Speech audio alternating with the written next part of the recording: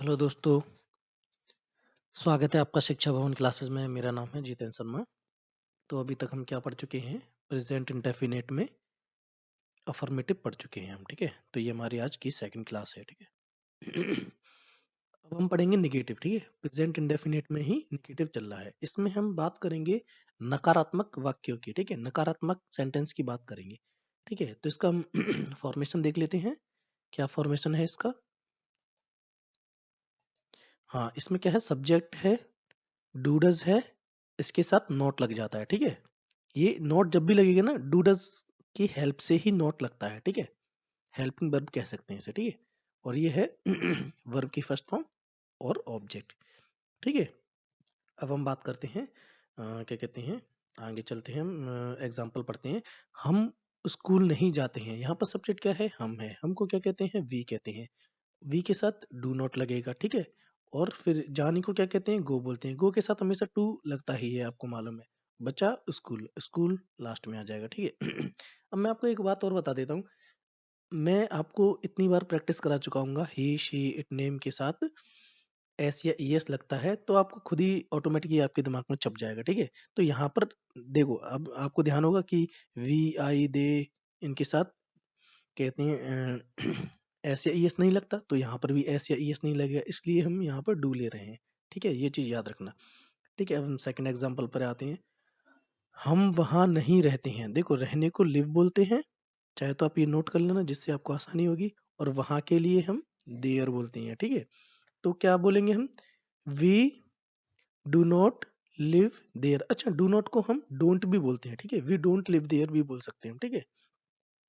तो इसी तरीके से जब हम प्रैक्टिस भी करते हैं ना, इसीलिए मैं आपसे कहता हूँ अगर घर पे प्रैक्टिस करोगे ना, तो ना क्या कहते हैं, आपके मुंह से ना हिंदी इंग्लिश हिंदी की तरह निकलेगी fluently. We don't live there ऐसे बोलोगे आप, we do not live there ऐसे बोलोगे आप, ठीक है। कुछ भी बोल सकते हो।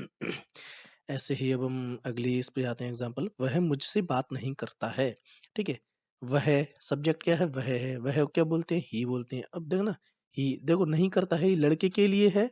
लड़का, लड़का की बात कर रहे हैं इसलिए ही है। अगर यही लड़की की बात कर रहे हो तो यहाँ पर शी होता, ठीक है। अब क्या करेंगे? देखो, एस या ईएस इसमें आ गया।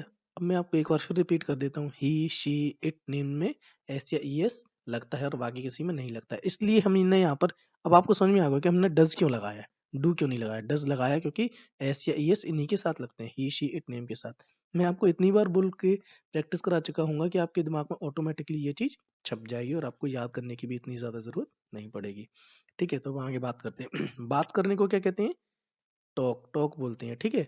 और ठीक है, तो फिर अब हम पढ़ते हैं आगे। ही डज नॉट, ठीक है। सब्जेक्ट आ गया, डज नॉट आ गया, ठीक है। नॉट वर्ब की फर्स्ट फॉर्म आ गई, यानी कि क्रिया आ गई टॉक। अब क्या है? मुझसे, मुझसे। अब ये क्या है? आई का ऑब्जेक्टिव केस मी होता है, ठीक है। यहाँ पे विथ मी आ गया। He does not talk with me, ठीक है। आपको ये बात अच्छी तरीके से समझ में आ रही होगी। अब हम नेक्स्ट एग्जाम्पल पर चलते हैं। ये फॉर्मेशन ये दिया हुआ है, ठीक है। वे हमारे साथ नहीं खेलती हैं। अब देखिए, वे यानी कि सब्जेक्ट, सब्जेक्ट ले लिया हमने, ठीक है। अब क्या आएगा? डू डज आएगा, यानी कि डू आ गया और साथ में नॉट लगेगा क्योंकि निगेटिव वर्ड पढ़ रहे हैं ना। वे हमारे साथ नहीं खेलती हैं, ये नहीं से पता लग रहा है कि निगेटिव वर्ड है, ठीक है।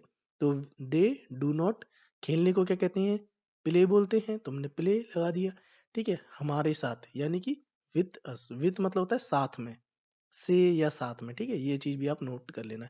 अस, अस ये पता किसका वो है? ऑब्जेक्टिव केस है। अच्छा, आप बताओ किसका है? ये है वी का। वी का ऑब्जेक्टिव केस, वी मतलब हम, ऑब्जेक्टिव केस होता है अस, ठीक है। तो ये हम पढ़ेंगे इसको। They do not play with us, वे हमारे साथ नहीं खेलते हैं, ठीक है। They don't play with us ये भी बोल सकते हैं हम, ठीक है। डू नॉट को डोंट भी बोलते हैं, ठीक है। इसी तरीके से आप जब रोज प्रैक्टिस करेंगे ना, तब आपको भी लगेगा कि हाँ, हम बहुत कुछ सीख रहे हैं। और आप इंग्लिश में बोलोगे ना, तो ना हिंदी की तरह फ्लुएंटली बोलोगे इंग्लिश भी। They do not play with us या they don't play with us, ठीक है। इसी तरीके से वे वह मेरी मदद नहीं करता है। देखो, वह मेरी मदद नहीं करता है यानी कि लड़के के बारे में बात कर रहे हैं। लड़का आएगा यानी कि ही के साथ डज लगेगा, ठीक है। ही डज नॉट, मदद करने को हेल्प बोलते हैं। देखो, ठीक है। अब ये क्या आ गया? मी आ गया, मेरी आ गया, ठीक है। मेरी यानी कि आई का ऑब्जेक्टिव किस मी हो गया, ये यहाँ पर मी लगा गया। He does not help me, ठीक है, ये बोलेंगे। अब आगे चलते हैं। हम किताब नहीं खरीदते हैं, तो क्या होगा? सब्जेक्ट आ गया, डूडस आ गया। वी डू नॉट खरीदने को बाय बोलते हैं, बाय बुक। ठीक है, यहाँ पर एक किताब की बात हो रही है, एक किताब है इसलिए बुक है। अगर किताबें बहुत सारी होती यानी कि बहुवचन होता है, यानी कि प्लूरल होता, तो उसमें हम एस लगा देते। ठीक है, आई होप आपको ये अच्छी तरीके से समझ में आ रहा होगा। ठीक है, अब हम देखो, ये अब हम बात कर रहे हैं इंट्रोगेटिव की बात कर रहे हैं। ठीक है, प्रेजेंट इंडेफिनिट इंटरोगेटिव। इंटरोगेटिव में क्या होता है? हम प्रश्नवाचक की बात करते हैं, जिसमें हम क्वेश्चन करते हैं। ठीक है, क्या वह खाना खाता है? क्वेश्चन कर रहे हैं ना हम, इसी तरीके से। अब देखो, इसका फॉर्मेशन एक बार देख लेते हैं। देखिए, डज देखा था हमने, उसमें डज नॉट के साथ आ रहा था, सब्जेक्ट प्लस डज नॉट या डूज नॉट आ रहा था ना। तो अब डज को या डू को हमने पहले निकाल लिया यहाँ पर, बस यही फर्क है, बाकी सेम चीजें हैं। सब्जेक्ट प्लस वर्ब की फर्स्ट फॉर्म प्लस ऑब्जेक्ट। ठीक है, थोड़ा बहुत ही चेंज होता है, या कोई चीज इंटरोगेटिव में वही चीज आगे पहुंच जाती है, सीधी सी बात यह है। निगेटिव होता है तो वो साथ में लग जाता है। ठीक है, सब्जेक्ट के बाद नॉट लग जाता है। ठीक है, बस यही फर्क है और ज्यादा कुछ फर्क नहीं है। ठीक है, हल्का सा चेंज होता है, वो थोड़ा आपको ध्यान रखना पड़ेगा बस। क्या वह खाना खाता है? देखो, डज लगाएंगे, पता है आपको, ही शी इट नेम के साथ ऐसे ही यस लगता है, इसलिए हमने डज लिया, इसलिए हमने डू नहीं लिया, डज इसीलिए दे लिया। ठीक है, डज ही खाने खाने को क्या कहते हैं? ईट बोलते हैं। और खाना को भोजन यानी कि खाना यानी कि भोजन, फूड बोलती हैं, फूड बोलती हैं या मील भी बोलती हैं। ठीक है, डज ही ईट फूड? ठीक है, अब हम नेक्स्ट वाले पे जाएंगे। क्या तुम यहाँ रहते हो? देखो, रहने को लिव बोलते हैं, यहाँ को हेयर बोलते हैं।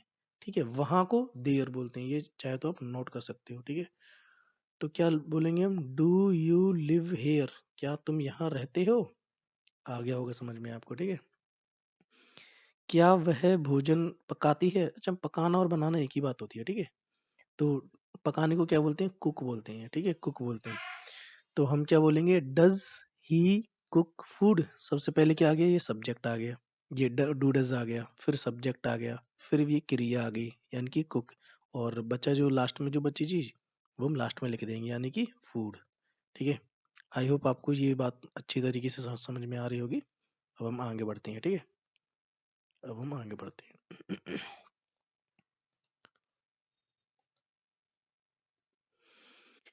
दो तीन एग्जांपल और लिए मैंने। क्या वे फुटबॉल खेलते हैं? तो क्या आ गया? डू, फिर आ गया सब्जेक्ट दे। ठीक है, खेलने को क्या बोलते हैं? प्ले बोलते हैं। और जो भी अदर थिंग जो भी बची आती है ना, वो लास्ट में आती है, फुटबॉल। ठीक है, do they play football? Next example लेते हैं। क्या तुम इंग्लिश सीखते हो? तो यहाँ पर आ गया डू। ठीक है, डू डस से स्टार्टिंग होती है, डू, फिर सब्जेक्ट लिया हमने यू, फिर क्रिया ली हमने यानी कि वर्ब की फर्स्ट फॉर्म। सीखने को इंग्लिश में क्या कहते हैं? लर्न। और जो भी चीज बची वो लास्ट में आती है। ठीक है, तो डू यू लर्न इंग्लिश?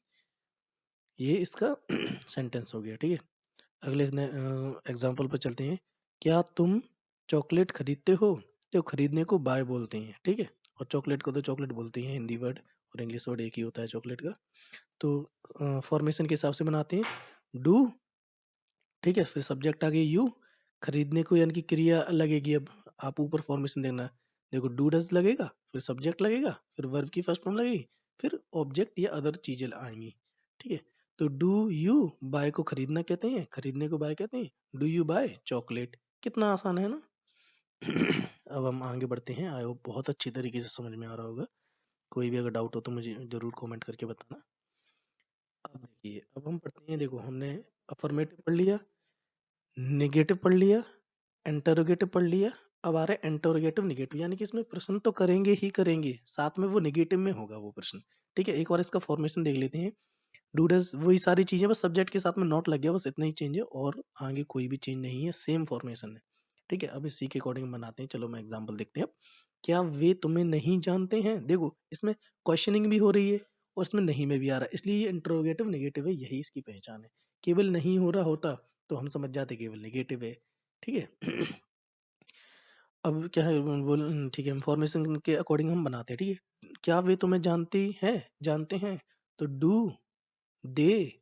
ठीक है, अब क्या है, डू दे यानी कि सब्जेक्ट के बाद नॉट लगेगा तो हमने नॉट लगा दिया। जानने को हम नो बोलते हैं तो हमने नो लगा दिया। अब तुम्हें का ऑब्जेक्टिव केस क्या होता है? तुम्हें ही होता है। ठीक है, तुम्हें का ऑब्जेक्टिव केस, यू का ऑब्जेक्टिव केस यू ही होता है। ठीक है, जैसे आई का म्यू होता है ना, लेकिन यू का यू ही रहता है। तो यू का यू ही आ गया। Do they not know you, ये बोलेंगे हम, ठीक है। क्या वह गाना नहीं गाता है? अच्छा, गाने को हम सिंग बोलते हैं, कोई भी चीज को गाना, भजन गाना या कोई भी चीज गाने को सिंग बोलते हैं, ठीक है। और गाना हो गया सॉन्ग, ठीक है। तो क्या वह गाना नहीं गाता है? लड़के की बात कर रहे हैं, लड़का, लड़का है इसलिए ही लगा दिए, लड़की होती तो शी लगाते हैं हम, ठीक है। Does he not sing song, ठीक है। यानी कि सबसे पहले डू डज लगा दिया, सब्जेक्ट लगा दिया, नॉट लगा दिया, फॉर्मेशन के अकॉर्डिंग चल रहे हैं हम, ध्यान रखना, ठीक है। सिंग यानी कि क्रिया, क्रिया लगा दी, उसके बाद बची हुई चीज गाना लास्ट में हमने लिख दिया, ठीक है। क्या तुम नहीं सोते हो? तो अब इनसे आएगा डू यू नॉट स्लीप, सोने को हम स्लीप बोलते हैं, ठीक है। आई होप आपको ये वीडियो बहुत अच्छी तरीके से समझ में आ रही होगी। अब हम नेक्स्ट स्लाइड पर चलते हैं। 2-3 एग्जाम्पल और लिए हैं मैंने। क्या तुम उन्हें नहीं जानते हो? अभी फॉर्मेशन के हिसाब से डू आएगा, सब्जेक्ट आएगा, नॉट आएगा, वर्ब की फर्स्ट फॉर्म आई, फिर ऑब्जेक्ट आएगा। तो सबसे पहले डू, तुम, तुमको यू, फिर नॉट, डू यू नॉट, जानने को नहीं, वो जानने को बोलते नो, ठीक है। और क्या देख, ये उन्हें बचा, उन्हें ऑब्जेक्टिव केस किसका है पता है? दे का ऑब्जेक्टिव केस देम होता है। अब हम इसको पढ़ेंगे। ठीक है। Do you not know them. अगले पे चलते हैं। क्या वह कुर्सी पर नहीं बैठता है? अच्छा, मैं आपको बताता हूँ, कुर्सी को हम चेयर बोलते हैं। पर कहाँ लगता है? ऑन। पर अगर कोई वर्ड आया तो पर को हम इंग्लिश में ऑन बोलते हैं, किसी भी चीज के ऊपर ऑन, और साथ में इसके दा लगता है। जैसे मैंने आपको बताया गो के साथ में टू लगता है, उसी तरीके से ऑन के साथ में दा भी लग जाता है, ठीक है, सेंटेंस के अकॉर्डिंग, ठीक है। अब क्या है, क्या वह कुर्सी पर नहीं बैठता है, ये लिखा है। तो डज, लड़के की बात कर रहे तो ही, नॉट, और देखो क्रिया देखेंगे क्या है, बैठना क्रिया है, तो सिट, सिट मीन्स बैठना, ऑन दी चेयर। कितना सिंपल है ना। अब हम आगे चलते हैं, ठीक है। जैसे मैंने यहाँ पर ऑन का बताया, यहाँ पर इन का बताऊंगा। मे को हम इन बोलते हैं।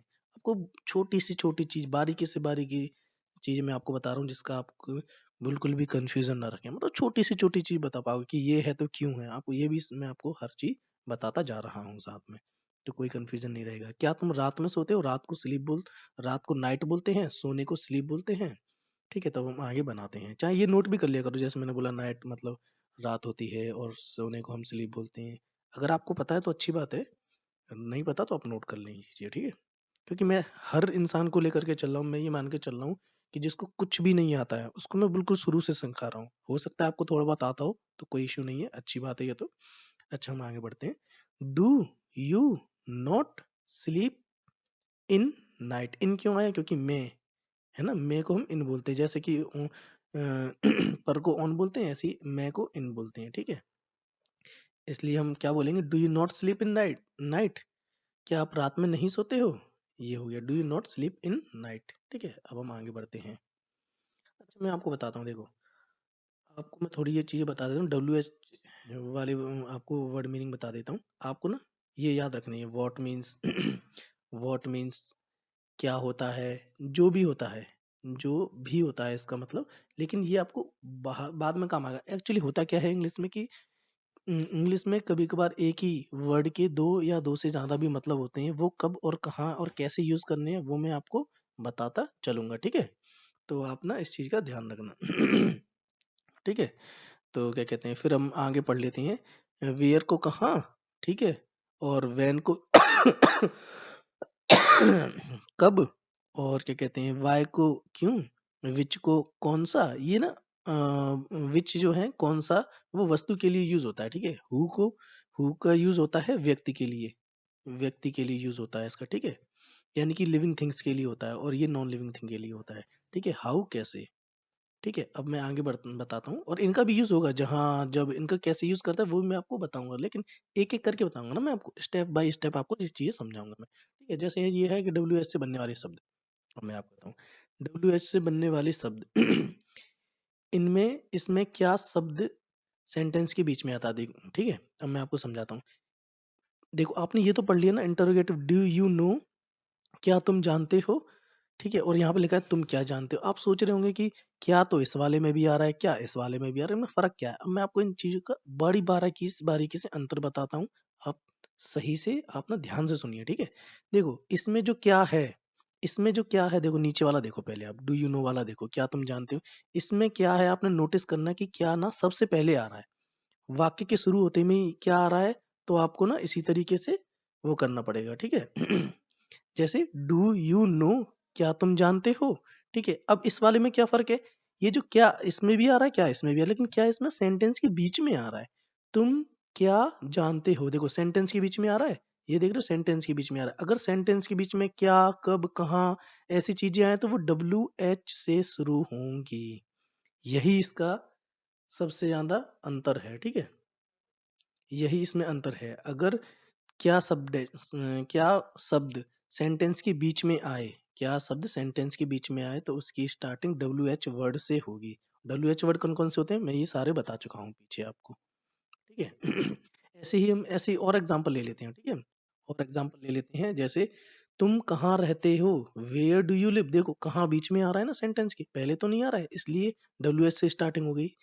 कहाँ, कब, क्या ये चीजें सेंटेंस के बीच में आ रही हैं इसलिए WH से शुरुआत हो रही है, ठीक है? वेयर डू यू लिव, ठीक है? तुम कहाँ रहते हो, ठीक है? आपने सुना होगा क्या ना, वेयर डू यू लिव बोलते हैं ना, तो ये कहाँ सब जो है सेंटेंस के बीच में आ रहा है इसलिए हमने WH लिया है, ये फर्क है।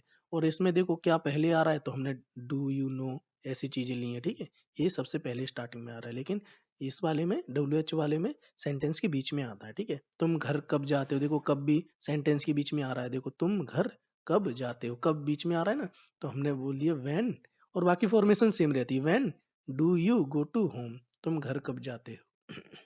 इसी तरीके से ये सारी चीजें मैंने आपको छोटे से छोटे बेसिक से बेसिक चीज का अंतर समझाने की कोशिश की है। अगर आपको ये वीडियो पसंद आया तो लाइक कीजिए, कमेंट कीजिए, शेयर कीजिए, और अगर आप इस चैनल पर नए हैं तो सब्सक्राइब कीजिए और नोटिफिकेशन बेल जो है बेल आइकन को ना अपना क्लिक कीजिए, जिससे मेरी आने वाली वीडियो आप कभी मिस नहीं करेंगे। जब भी मेरी नई वीडियो आएगी आपको ना पता लग जाएगा, आपको नोटिफिकेशन आ जाएगा। Thank you very much, thank you for watching and wait for my next video. Okay, thank you.